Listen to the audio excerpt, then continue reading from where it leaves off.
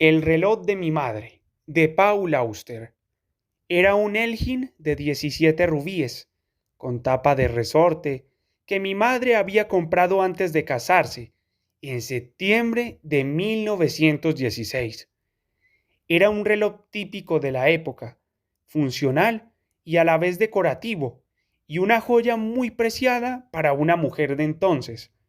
Cuando se presionaba sobre el resorte de la corona, la tapa se abría mostrando la esfera del reloj. A mí me lo regalaron cuando cumplí 13 o 14 años y lo transformé en reloj de pulsera. Para mí no era más que un objeto entre los varios que poseía. Cuando me alisté, en abril de 1941, llevé el reloj conmigo. Mi unidad fue enviada a Filipinas. Durante la travesía por el Pacífico, casi pierdo el reloj tras haberlo dejado colgado descuidadamente en una tubería mientras me daba una ducha. Por suerte, un soldado honrado lo encontró y me lo devolvió. El reloj seguía sin parecerme nada especial. No era más que otra de mis pertenencias útiles. Después del bombardeo de Pearl Harbor, nos replegamos a la península de Batán. Fue entonces cuando comencé a inquietarme un poco por mi reloj. Con el enemigo tan cerca, me sentí como un idiota llevando conmigo algo que me había regalado mi madre. Cuando se nos ordenó que nos rindiésemos a los japoneses, comprendí que mi reloj podía llegar a convertirse en un souvenir nipón. Me sentía incapaz de tirarlo en la selva, pero tampoco quería que se lo quedase el enemigo. Hice todo lo posible para burlar a mis captores. Me ajusté el reloj al tobillo izquierdo y me subí el calcetín. Para más seguridad, me puse un par de polainas.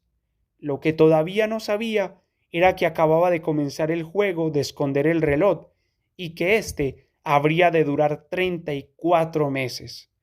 Mi unidad se rindió y nos obligaron a emprender la marcha de la muerte en Batán, hoy tristemente famosa. Enrollé la correa alrededor del reloj y lo metí a presión en el pequeño bolsillo delantero de mis pantalones. Un día me tocó formar parte de una cuadrilla de trabajo en el norte de Luzón e iba de pie en la húmeda caja de un camión, custodiado por uno de los omnipresentes soldados japoneses. Sus ojos quedaban justo a la altura precisa para notar el bulto en mi bolsillo pequeño. Alargó una mano enguantada y tocó el bolsillo. Me quedé helado y contuve la respiración, temeroso de estar a punto de perder lo que para entonces ya se había convertido en mi preciada posesión. Sorprendentemente, el guardia no sintió ninguna curiosidad por preguntar qué llevaba en el bolsillo, y otra vez el reloj volvió a salvarse. Más tarde, me las ingenié para hacerme con un trozo de gamuza limpia.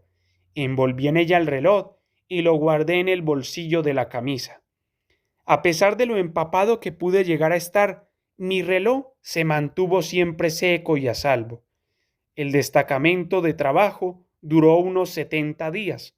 Después, volvimos a emprender otra marcha mortal y nos dirigimos al campo de prisioneros de Cabanatuán, donde permanecí durante 2 años y medio. Allí le quité la correa al reloj y lo envolví en gasa y espadrapo que había conseguido en la enfermería. Se convirtió en un paquetito fácil de esconder. Por fin, cuando fuimos liberados, mi reloj y yo emprendimos el viaje de regreso a casa. Nada más cruzar el umbral de mi hogar, recibí la noticia de la muerte de mi madre.